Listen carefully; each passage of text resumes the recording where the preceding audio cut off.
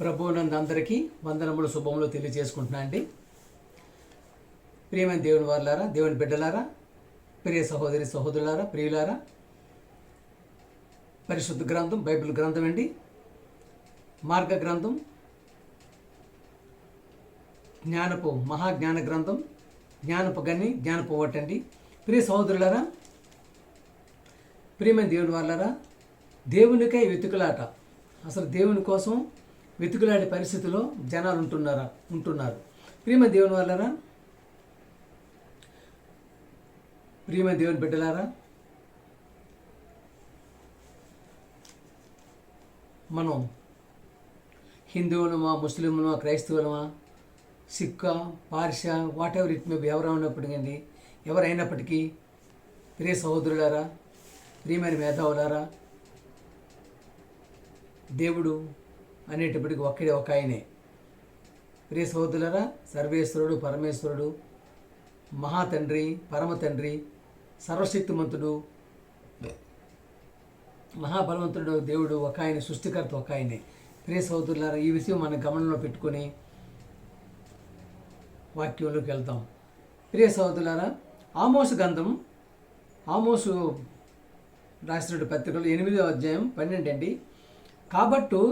కాబట్టి దేవుని మాట వెతుకుటకై ఈ సముద్రం నుండి ఆ సముద్రం వరకును, ఉత్తర దిక్కు నుండి దక్షిణ దిక్కు వరకు, తూర్పు దిక్కు నుండి దేవునాలరా, ఉత్తర దిక్కు నుండి తూర్పు దిక్కు వరకును సంచరించుదురు కానీ వారికి దొరకదు. ఏంటండి? దేనికోసం సంచరిస్తామంటున్నారు? దేవుని మాట వినాలని. ప్రియ సహోదరులారా, నీకు ఇచ్చినటువంటి ఈ జీవితంలో, ఇక్కడ ఉన్నటువంటి జీవితంలోనే దేవుడు ఉండేటప్పుడే, దేవుడు దొరుకు సమయంలోనే నువ్వు పట్టుకోవాలి. కానీ చూసారు కదా ఏముందండి?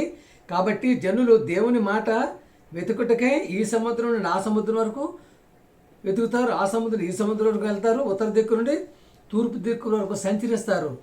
కానీ వారికి దొరకదు. సువార్త చెప్తూ ఉంటాం, వాక్యం చెప్తూ ఉంటాం, కానీ చెవులు పోతాయి. చూసారు కదా, చెవులు ఉండేటప్పుడే దాని యొక్క విలువ తెలుస్తుంది. చెవులు పోతే దాని చూడండి, చెవులు పోతే ఎంత విలువ తెలుస్తుంది. చూస్తారు కదా, చెవులు నుండి పనిచేస్తుంటే దాని విలువ తెలియదు. చెప్తూ ఉంటారు కానీ దొరకదు, వినిపించదు. ఇంకేంటి, చెవులు వినిపించదు, అయిపోయినాయి. చెప్తూ ఉంటే ఆయన మాట చెప్తున్నాడు కానీ నీకు వినిపించట్లేదు.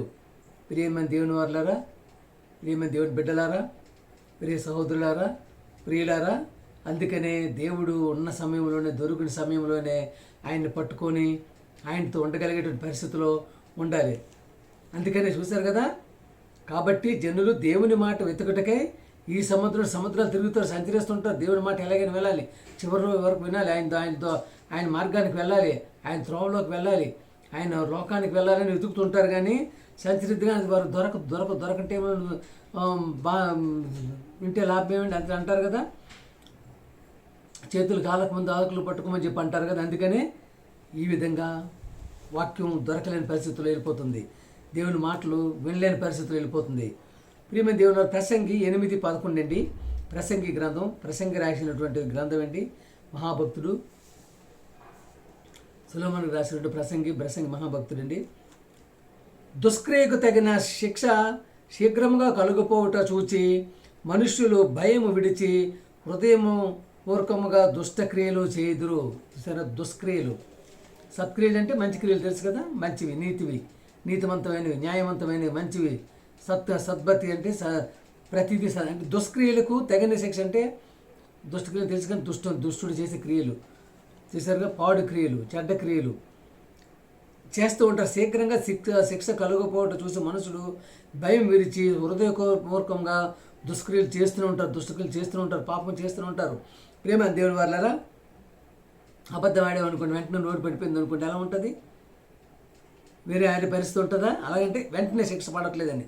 దొంగతనం చేసేవాడిని వెంటనే వాడికి కాల్లో చేయి ఇదైపోతే, అలాగే మనిషిని చంపేస్తున్నాడు, వెంటనే ఇవతల వాడికి వీడు చనిపోయినట్టుంటే, మనిషిని రేపు చేస్తున్నాడు, వీడు ఇదైపోతుంటే, అంటే ఎప్పుడైతే దుష్టక్రియలు ఉంటాయి కదా, వ్యభిచారం, దొంగతనం, కొట్లాటలు, హత్యలు, దోపిడీలు, ప్రేమ దేవుని అలా ఇవన్నీ దుష్టక్రియలన్నీ చేస్తున్నప్పుడు పడట్లేదని, ఏంటి ఇన్ని చేస్తున్నా కదా, ఇన్ని పాప పనులు చేస్తున్నా, నేను దుష్టక్రియలు చేస్తున్నా, మాకేం శిక్ష పడట్లేదు కదా అని చెప్పేసి ఏం అవట్లేదు కదా, దేవుడు చూస్తున్నాడు, అసలు దేవుడు లేడు అన్నట్టు హృదయపూర్వకంగా ఇంకా చేస్తూనే ఉంటారు. కానీ ఆ చివరికి వచ్చేటి ఏ విధంగా ఉంటుందో తెలియటం లేదు. ప్రియమైన దేవుని వల్ల మత్తయి సువార్త 18:21-22 అండి. మత్తయి సువార్త 18:21-22. ఆ సమయంలో పేతురు యేసు వద్దకు వచ్చి, ప్రభువా, నా సహోదరుడు నా ఎడల తప్పిదము చేసిన ఎడల నేను ఎన్ని మారులు అతన్ని క్షమింపాలను? 7 మారులు మట్టుగా అని అడిగాను. చూసారా, ఒక సహోదరుడు సహోదరి ఎవరైనప్పుడు కూడా what ever it may B, నా ఎడల తప్పు చేసిన ఎడల నేను ఎన్ని మార్లు క్షమించాలి? 7 సార్లు తప్పు చేసి క్షమించాలా? 7 మార్లేనా? 7 మార్లు మట్టుకేనా? 7 సార్లు తప్పు చేసి క్షమించవచ్చా? ఆ తర్వాత శిక్షించవచ్చా?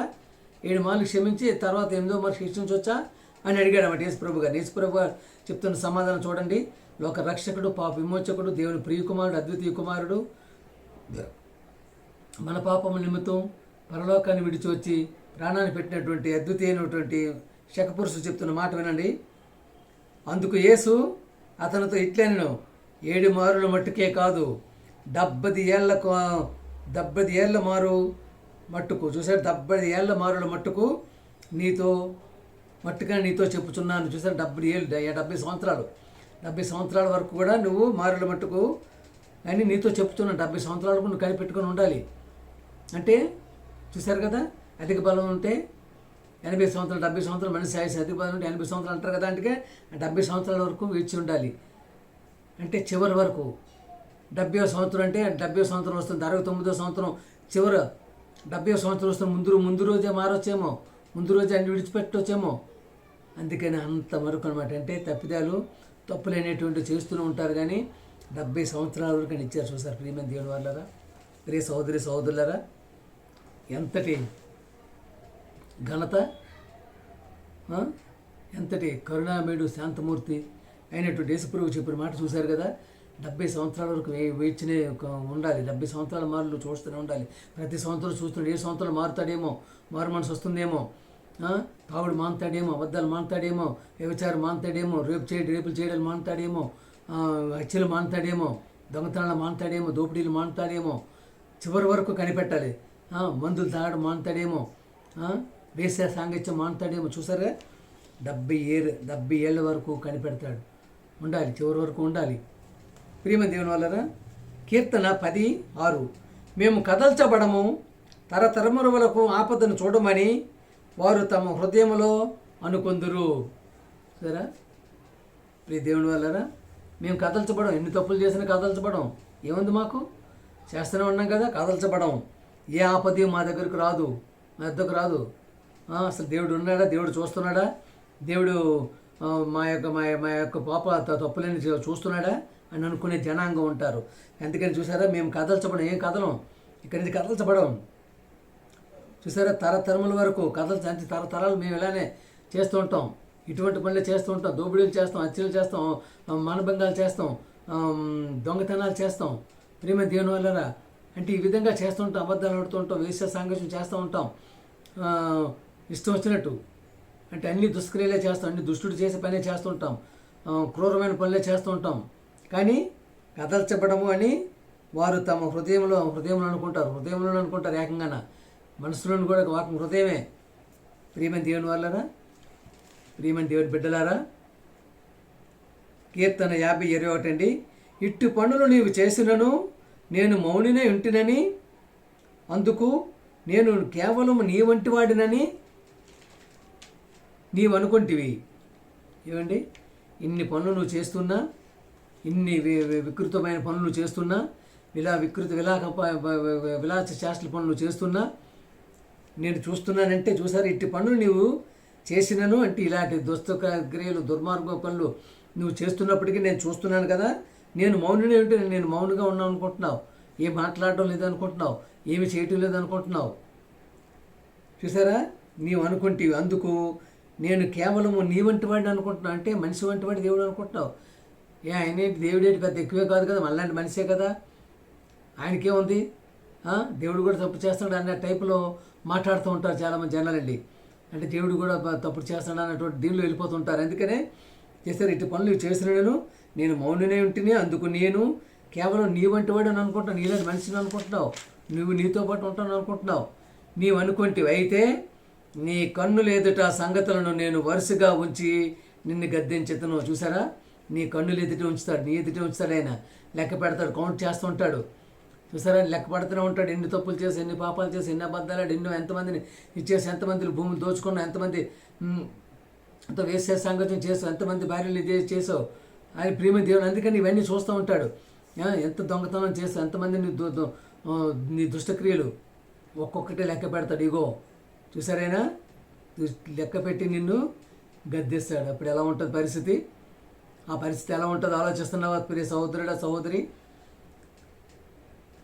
ప్రియమైన సహోదరి సహోదరులారా, ప్రియమైన దేవుని కుమారులారా, దేవుని బిడ్డలారా, ప్రియులారా, సరిగా నీవు అనుకుంటే అయితే నీ కన్నులు ఎదుటి ఉంచుతాను. అది నీ ఎదుటే ఉంచి చెప్తూ ఉంటాను, లెక్క చదువుతూ ఉంటాను, నువ్వు ఒప్పుకుంటూనే ఉండాలి. చూసారా, ఉంచి నిన్ను గద్దిస్తాడు. ఆ గద్దింపు ఎలా ఉంటుంది అనేది ఇక మనకి అది కళ్ళతో చూడలేని, నోటితో చెప్పలేనటువంటి అంతటి శిక్షావిధికి లోనైపోతుంటాం. అందుకనే ఎంతో నమ్రతతో, నెమ్మదితో, ప్రేమతో, సహనంతో, ఓర్పుతో, దయాలత్వంతో, దీనత్వంతో దేవుని యందు భయభక్తులు కలిగేటువంటి వారిగా ఉండగలిగినట్టయితే ఇటువంటి శిక్షకి లోను కాకుండా ఉండే పరిస్థితి ఏర్పడుతుంది. ప్రియమైన దేవుని వారులారా, ప్రియమైన దేవుని బిడ్డలారా, ప్రియ సహోదరులారా, ప్రియులారా, చూసారు కదా, కన్నులు ఎదుటి ఉంచుతున్నాడు. అనుకుంటుంటావు, 3 పెళ్ళిళ్ళు చేసుకుని 4 పెళ్ళిళ్ళు చేసుకుని నాకేముంది, ఏం పర్వాలేదు, క్లబ్లో తిరుగుతాను, ప్యాకాట్లు ఆడుతున్నాను, జోదం ఆడుతున్నాను, నా ఇష్టాసారం వచ్చినప్పుడు నేను నా జీవితాన్ని నేను గడిపేస్తున్నాను, ఎదుటి వ్యక్తి ఆస్తి దోచుకుంటున్నాను, ఇల్లు దోచుకుంటున్నాను, వాకిలు దోచుకుంటున్నాను, చంపేస్తున్నాను, నాకు ఎదురొస్తే చంపేస్తున్నాను నువ్వు అనుకుంటుంటావు. కానీ అవన్నీ వరుసగా నీ దగ్గరే నీకు లెక్క చూపించి శిక్షించే పరిస్థితిలో వెళ్ళిపోతావు. ప్రియమైన దేవుని. అందుకని ఎంతో భయభక్తులతో ఉండాలి. యెషయా 26:10 అండి. యెషయా గ్రంథం 26:10 అండి. దుష్టులకు దయచూపినను వారు నీతిని నేర్చుకొనరు. దుష్టులు నువ్వు దయ చూపించావు కానీ అసలు అలాగే ఉంటాడు. వారు ధర్మక్షేత్రంలో నివసించినను దేవుని మహత్యము ఆలోచింపక అన్యాయం చేస్తుంటారు. ధర్మక్షేత్రంలో ఉంటారు కానీ దేవుని మహత్యాన్ని చూడకుంటే చివరి వరకు అన్యాయం చేస్తూనే ఉంటారు. ప్రియమైన దేవుని వారులారా, అందుకనే దుష్టులకు దూరంగా ఉండమని చెప్తారు కదా. అంటే వాడికి ఎంత నువ్వు చెప్తున్నప్పుడు కూడా విండుగా అలానే ఉంటాడు. నీతి అనేది ఆయన చూడదు. ఆయన అవినీతితో బతుకుతాడు, అన్యాయంతో బతుకుతాడు, అక్రమంతో బతుకుతాడు. చూసారు కదా చివరి వరకు ఉండేటటువంటి పరిస్థితులు ఎలా ఉన్నాయో చెప్పాను కదా. కిందటి వారు ప్రేమ దేవుని బిల్లాడను, అలాగే ప్రభాకర్ పిల్లై, వీరప్పన్, ఇటువంటి వారు ఎలా ఉంటారంటే లాస్ట్ వరకు మీకు చివరి వరకు అదే పనులతో ఉంటారు. అంతవరకే అంతమైపోయినంత వరకు ఆ పనులతో ఉండి, ఆ బాంబులతో, నా కత్తులతో, నా తుపాకీలతోనే, ఆ యొక్క మారణాయుధాలతోనే చనిపోయేటటువంటి పరిస్థితిలో వెళ్ళిపోతుంటారు. అంటే ఇంక వినడం కాడు, ఇంకా ఎత్తి పరిస్థితులు వినే పరిస్థితి ఉండదు. ప్రియమైన దేవుని వారరా, మలాకి 2:14-15 అండి. అది ఎందుకని మీరు అడుగగా, యవ్వన కాలమందు నీవు పెండ్లు చేసుకొని అన్యాయంగా విసర్జించిన నీ భార్య పక్షమున దేవుడు సాక్షి అయిను. అది నీకు తోడినై చూసారా, నీవు చేసిన నిబంధనకు పాత్రురాలు కదా, నీ పెండ్లి భార్య కదా. ప్రియమైన దేవుని వారులారా, ప్రియమైన క్రైస్తవ సమాజమా, క్రైస్తవ సంఘమా, సహోదరి సహోదరులారా, ఈ మధ్యకాలంలో ఇప్పుడున్నటువంటి ఈ కాలంలో ఎంతో ఆధునిక యుగం అని చెప్పుకుంటూ ఎంతో అభివృద్ధి పథంలో వెళ్ళిపోతుంది. కొత్త టెక్నాలజీ వెళ్ళిపోతుంది, నూతన టెక్నాలజీకి వెళ్ళిపోతుంది, భారతదేశం అభివృద్ధి పొందిపోతుంది, ప్రపంచం అభివృద్ధి పొందిపోతుందని చెప్పండి. ఇటువంటివి ఎక్కువైపోతున్నాయి. ప్రియమైన దేవుని వారులారా, చూసారా, పెళ్లి చేసుకొని వదిలేయడం అనేది ఒక ఫ్యాషన్గా అయిపోతుంది. అదొక ఏంటంటే గర్వంగా ఫీల్ అయిపోతున్నారు. నేను పెళ్లి చేసుకుని వదిలేస్తున్నాను ఒక గర్వంగా ఫీల్ అయిపోతున్నారు. చూసారు కదా, ఎందుకని మీరు అడుగుగా యవ్వన కాలం ముందు నువ్వు పెళ్లి చేసుకునేటువంటి అన్యాయంగా విడిచినటువంటి భార్యకి ఎవరంటే సాక్షిగా ఉంటున్నారు? నీ సోదరులు 4 పిల్లలతో వచ్చి విడిచిపెట్టేస్తావా? మరి ఏమనాలి? అటువంటి వారిని ఏమనాలి? ప్రియ సహోదరులారా, బైబిల్ గ్రంథంలో ఉండేటువంటి మాటలు చూసుకున్నట్టయితే మూర్ఖపు జనాంగం అనేటువంటి పరిస్థితులు అయిపోతుంది. అంటే ఒక 4 పిల్లలతో నువ్వు వదిలేస్తున్నట్టు భార్యని ఏంటి నీ పరిస్థితి నువ్వేంటి అసలు? చూసారు కదా, అన్యాయంగా నువ్వు విస్తరించి మీ భార్య పక్షాన ఎవరు తోడుంటున్నాడు? ఎవరు సాక్షిగా ఉంటున్నాడు? దేవుడు సాక్షిగా ఉంటున్నాడు. నువ్వు విడిచిపెట్టేస్తున్నావు, దర్జాగా అనుకుంటున్నావు, వదిలేసాను అనుకుంటున్నావు. 2 పెళ్ళులు, 3 పెళ్ళులు, 4 పెళ్ళులు ఇప్పుడు చేసేసుకొని భార్యలు వదిలేసుకుంటున్నావు. అలాగే భర్తను విడిచిపెట్టి భార్యలు కూడా ఇదవుతుంది. ప్రియ దేవుడు సహోదరులారా, నీ భార్య పక్షం ఎవరు ఉంటున్నాడు? సాక్షి దేవుడు ఉంటున్నాడు. అది నీకు తోడే, నీవు చేసిన నిబంధనకు పాత్రురాలు కదా, నీ పెండ్లి భార్య కదా. ఈ మధ్య కాలంలో ఇప్పుడున్నటువంటి పరిస్థితుల్లో ప్రియ సహోదరుల ప్రతి ఒక్క దగ్గర ప్రతి ఒక దేశమే కానీ, రాష్ట్రమే కానీ, ప్రాంతమే కానీ, ప్రపంచమే కానీ చూసుకున్నట్టయితే ఇవే ఎక్కువైపోతున్నాయి ప్రియమైన దేవుని వాళ్ళరా. పెళ్లి చేసుకుని భార్యను వదిలేసాడంటే ఆయనకి ఏదో పెద్ద గర్వంగా ఫీల్ అయిపోయి ఎంతో ఏదో ఇది వచ్చినట్టు, అవార్డు వచ్చినట్టు ఫీల్ అయిపోతూ నలుగురు పిల్లలతో పిల్లల్ని వదిలేయడం అంటే, అలాగే ముగ్గురు పిల్లలతో ఎవరైనప్పటికీ అంటే ఎంతమంది అయినప్పటికీ కూడా పిల్లలతో నువ్వు వదిలేస్తున్నట్టు ఎంతటి దుర్మార్గపు ఆలోచన నువ్వు. ఏ మార్గంలో ఉంటున్నావు నువ్వు, ఇటు మార్గంలో ఉంటున్నావు నువ్వు. చూశారు కదా, దుష్టులకు దయ చూపిండు వారు నీతి నేర్చుకుంటే ఆ దుష్టు మార్గంలో ఉండబట్టే కదా నువ్వు ఆ విధంగా చేస్తున్నావు. ప్రియ సహోదరులు, ఎవరి తరపున ఉంటున్నాడు? దేవుడు సాక్షిగా ఉంటున్నాడు కదా. నువ్వేది ఇప్పుడంటే కాలర్లు ఎగరేసుకొని, జబ్బలు ఎగరేసుకొని, పప్పులు ఎగరేసుకొని విపరీతంగా తిరిగేస్తున్నాను, 10 మందితో తిరిగేస్తున్నాను అనుకుంటా. కానీ శిక్ష దగ్గరికి వచ్చేటప్పుడు చూశారు కదా, నిన్ను వరుసగా ఉంచి ఆ సంగతులన్నిటి నేను వరుసగా ఉంచి నిన్ను గద్దిస్తాను. పెళ్లి చేసుకుని భార్యని ఎందుకు విడిచిపెట్టేసావు? ఏ విధంగా దేనికి? అది నీకు సమంజసమా? చివరి వరకు నీ సహకారి కదా. ఒకసారి నువ్వు పెళ్లి చేసుకున్నావంటే నీ జీవితకాలం మట్టుకు ఎంతవరకు నువ్వు బతిగా అంతవరకు భార్యతోనే ఉండాలి. ఆమె ఇటువంటిది ఉండవండి. అయినప్పుడు నీ జీవితం భార్యతోనే గడపాలి. అలాగే నువ్వు పెళ్లి చేసుకున్న తర్వాత నీ భర్తతోనే జీవితం గడపాలి. కానీ ఏం చేస్తున్నారంటే ఇక్కడ వదిలేస్తున్నారు. ప్రియ సహోదరులారా, ఎంతవరకు ఇది న్యాయం? ఎంతవరకు ఇది చూసారా? దేవుని న్యాయంలో ఇది ఎంతో తప్పుగా పరిగణిస్తూ దేవుడు ఏం చేస్తున్నాడండి? నీ భార్య పక్షమనే సాక్షిగా ఉంటాడు ఆయన. నీ పక్షమనే సాక్షిగా ఉంటాడు ఆయన. నీ పక్షం సాక్షిగా ఉంటా తిరిగేస్తున్నావు సహోదరుడా. ఇష్టం వచ్చినట్టు తిరిగేసి లేనిపోయిన అబ్బాండాలు వేసేసి భార్యల మీద లేనిపోయినట్టు మాట్లాడేసి ఆమెను నిష్ఠూరపరిచి నువ్వు బ్రతుకుతూ ఎంత ఇక్కడ ఉన్న జీవితం బతికేస్తుంటావా? దేవుని శిక్షకు లోనైపోవా? శిక్షకు పాత్రుడు కావా? ప్రియ సహోదరులు, ఇవి ఎక్కువైపోతున్నాయండి. చూస్తారు కదా, పెళ్లి చేసుకుంటాడు, బిడ్డ పుట్టగానే వేరే ఒక ఆమెతో, అంటే పెళ్ళికి ముందే వేరే ఒక ఆమెతో సంబంధం పెట్టుకుంటూ పెళ్లి చేసుకుంటూ ఒక పిల్లడు పుట్టిన తర్వాత భార్యను వదిలేసాడు, ఆమెతో వెళ్ళిపోవటం. ఇదేనా సభ్య సమాజం? ఇదేనా నేర్పెట్టిన చదువు, సంస్కారవంతమైన చదువు? ఇదేనా ప్రేమ దేవ సభ్య సమాజాన్ని నేర్చుకుంటే చదువు? ఇదేనా? మరి ఇదేనా అభివృద్ధి పదం? ఇదేనా టెక్నాలజీ యుగం? ఈ విధంగా జరుగుతున్న పరిస్థితులు చూశారు కదా. ఎన్నో కుటుంబాలు ఉంటున్నాయి ప్రేమ దేవుని వల్ల. అంటే ఈ విధంగా వెళ్తున్నట్టు ఏంటి? అసలు దేవుని భయం లేక, దేవుని మాట లేక, దేవుని వాక్యం లేక, దేవుని భక్తి లేక, దేవుని ఆలోచన లేక, దేవుని మార్గంలో లేక ఇటువంటి కార్యక్రమాలు చేయగలుగుతున్నారు. అందుకనే ఎవరి పక్షాన ఉంటాడైనా? భార్య పక్షాన ఉంటాడు సాక్షి, నీ పక్షానే ఉంటాడు. నువ్వు విడిచిపెట్టి రాజానే తిరిగేస్తున్నావు అనుకుంటున్నావు, కానీ నథింగ్. దేవుడు ఆమె పక్కనే ఉంటాడు. ఆమె పక్కన ఉండి సాక్షిగా ఉండి నీకు తీర్పు తీరుస్తాడు. నీ ఏ తీర్పులోకి వెళ్ళిపోతావు తెలియదు. అగ్ని ఆరదు, పురుగు చావదు. కేకలు పెడతా ఉంటావు, కాలుతూ ఉండిపోతుంటావు. రే సహోదరులు, ఇటువంటి కార్యక్రమాలు ఎక్కువ జరుగుతున్నాయి. కాబట్టి వీటి నుంచి దూరం అయ్యి ఒకసారి నువ్వు పెళ్లి చేసుకున్నావు చివరి వరకు ఆమెతోనే నీ జీవితాన్ని గడిపే విధంగా ఉండాలని చెప్పి చివరి వరకు మీరు ఆ యొక్క పందాలను నడవాలని చెప్పి కోరుకుంటున్నారు. ఏంటయ్యా ఇంత చాలామంది ఈ మధ్యకాలంలో పోస్టులు పెట్టి తెచ్చేస్తే ఇలా చెప్పేస్తున్నారు, నీతులు చెప్తున్నారు, కానీ వీళ్ళు ఉంటున్నారని చెప్పి అనుకుంటున్నా. ప్రియమైన దేవుని వాళ్ళరా, నా మట్టుకైతే ఈ వాక్యం చెప్పడానికి నేను అర్హుడిని. ఎందుకంటే 32 సంవత్సరాలు అయింది నా పెళ్ళి, నా భార్య పిల్లలతోనే ఉంటున్నాను కనుకనే ఈ వాక్యాన్ని చెప్పడానికి నేను అర్హుడిని అని చెప్పి అనుకుంటున్నాను. తప్పనిసరిగా ఈ విధంగా ప్రతి ఒక్కరు ఉండడానికి ప్రయత్నం చేయాలని చెప్పి కోరుకుంటూ, అలాగే చూశారు కదా, దేవుడు లెక్క పెట్టేటటువంటి వారుగా ఉండకుండా, దుష్టత్వంలో ఉండకుండా, పాపంలో ఉండకుండా, మీ యొక్క దేవుని కుమారుడు ప్రియకుమారుడు యేసుప్రభు గారి మార్గాన్ని అనుసరిస్తూ నేనే మార్గం, నేనే జీవం, నేనే సత్యం, నా ద్వారా తప్ప తండ్రి దగ్గరికి ఎవరు రాలేరని చెప్పినటువంటి ఆయన అడుగుజాడలు నడిచే విధంగా ఆయన వైపున చూచుచూ, అలాగే బైబిల్ గ్రంథాన్ని ఎంతో విశదీకరిస్తూ చదువుతూ చివరి వరకు మీ జీవితాన్ని గడపాలని చెప్పి కోరుకుంటూ అందరికీ వందనాలండి. పాట పాడుకుంటానండి.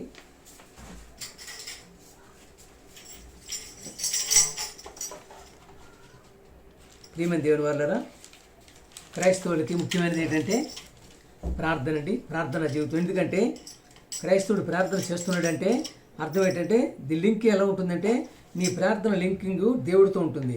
అంటే నువ్వు ప్రార్థన చేస్తున్నప్పుడు నీ లింక్ అంతా దేవుడితోనే ఉంటుంది, నీ మాట అనేది దేవుడితోనే ఉంటుంది, ఇంకెవరితో ఉండకూడదు.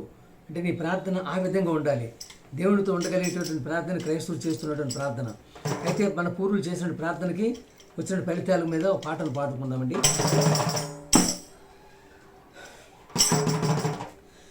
క్రైస్తవుల ప్రార్థన ఆపద ఆపదలను తొలగించే ప్రార్థన క్రైస్తవుల ప్రార్థన, ఆపదలను తొలగించే ప్రార్థన, ఆత్మశక్తి ప్రార్థన, సాతానుపై జయమిచ్చే ప్రార్థన, ఆత్మశక్తి ప్రార్థన, సాతానుపై జయమిచ్చే ప్రార్థన క్రైస్తవుల ప్రార్థన, ఆపదలను తొలగించే ప్రార్థన.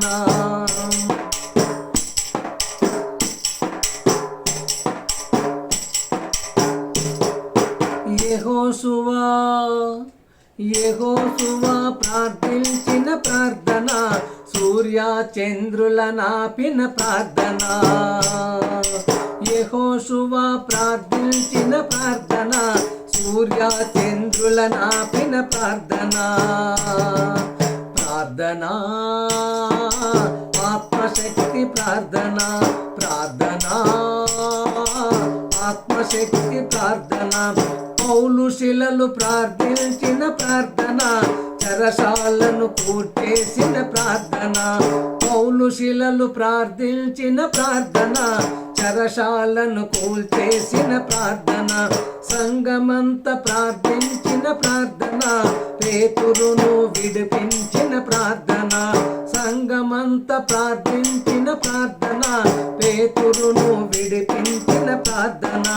ప్రార్థన ఆత్మశక్తి ప్రార్థన, ప్రార్థన ఆత్మశక్తి ప్రార్థన క్రైస్తవుల ప్రార్థన, ఆపదలను తొలగించే ప్రార్థన. ఆత్మశక్తి ప్రార్థన, సాతానుపై జయమిచ్చే ప్రార్థన.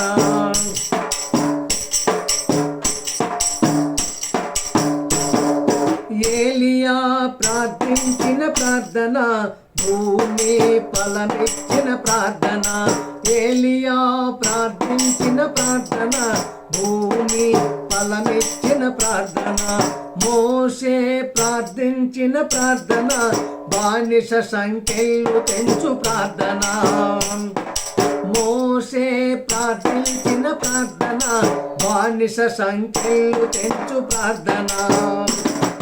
ప్రార్థన ఆత్మశక్తి ప్రార్థన, ప్రార్థన ఆత్మశక్తి ప్రార్థన క్రైస్తవుల ప్రార్థన, ఆపదలను తొలగించే ప్రార్థన.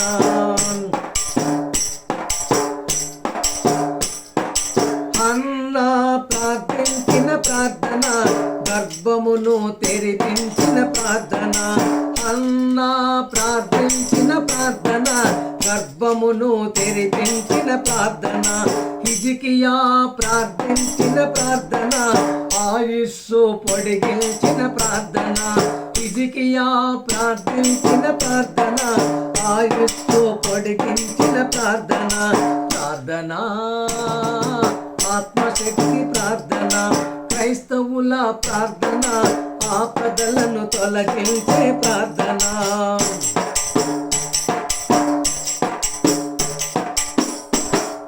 యేసుక్రీస్తు ప్రార్థించిన ప్రార్థన, మృతులలో లేపిన ప్రార్థన. యేసుక్రీస్తు ప్రార్థించిన ప్రార్థన, మృతులను లేపిన ప్రార్థన. ప్రార్థన ఆత్మశక్తి ప్రార్థన, ప్రార్థన ఆత్మశక్తి ప్రార్థన. అపోస్తులు ప్రార్థించిన ప్రార్థన, భూకంపం కలిగించిన ప్రార్థన. అపోస్తులు ప్రార్థించిన ప్రార్థన, భూకంపం కలిగించిన ప్రార్థన. ప్రార్థన ఆత్మశక్తి ప్రార్థన, ప్రార్థన ఆత్మశక్తి ప్రార్థన క్రైస్తవుల ప్రార్థన, ఆపదలను తొలగించే ప్రార్థన. ఆత్మశక్తి ప్రార్థన, సాతానుపై జయమిచ్చే ప్రార్థన. ప్రార్థన ఆత్మశక్తి ప్రార్థన, ప్రార్థన ఆత్మశక్తి ప్రార్థన క్రైస్తవుల ప్రార్థన, ఆపదలను తొలగించే ప్రార్థన. ఆపదలను తొలగించే ప్రార్థన, ఆపదలను తొలగించే ప్రార్థన. ప్రియులారా, ప్రియమైన దేవుని వారులారా, ప్రియ సహోదరి సహోదరులారా, వాక్యం మీకు నచ్చినట్టయితే ప్రతి ఒక్కరూ షేర్ చేయండి, సబ్స్క్రైబ్ చేయండి, ప్రతి ఒక్కరికి పంపించమని కోరుకుంటూ ప్రియ సహోదరులారా, ప్రభు పేట అందరికీ వందనాలు తెలియజేసుకుంటున్నానండి.